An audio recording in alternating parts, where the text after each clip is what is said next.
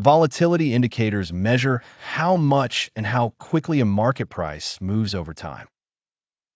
They do not predict direction by themselves, but they help show whether conditions are calm, uncertain, or turbulent. Traders and analysts use them to understand risk, set targets, and decide when a price move may be stretched or likely to continue.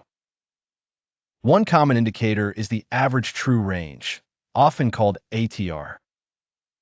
It measures the average distance between high and low prices, including gaps, over a chosen period. A rising ATR suggests larger price swings, while a falling ATR suggests quieter movement. ATR is useful for setting stop losses and position size because it reflects current market behavior. Another widely used measure is Bollinger Bands. These place lines above and below a moving average based on standard deviation. When the bands widen, volatility is increasing.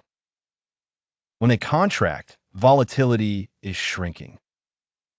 Traders often watch for periods of tight bands because they can come before a strong breakout, though the direction of that breakout is not guaranteed. Standard deviation itself is also a direct volatility measure.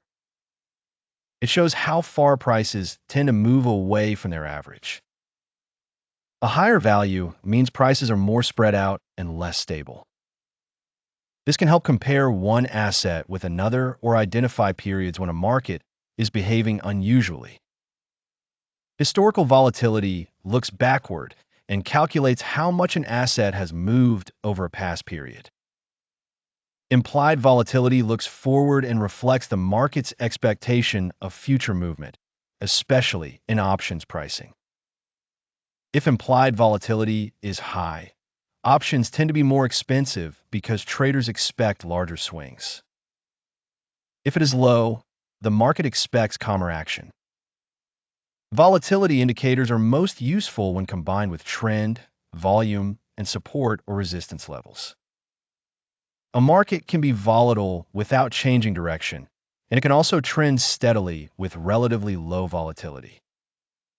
Reading these indicators together helps create a more complete picture of market conditions.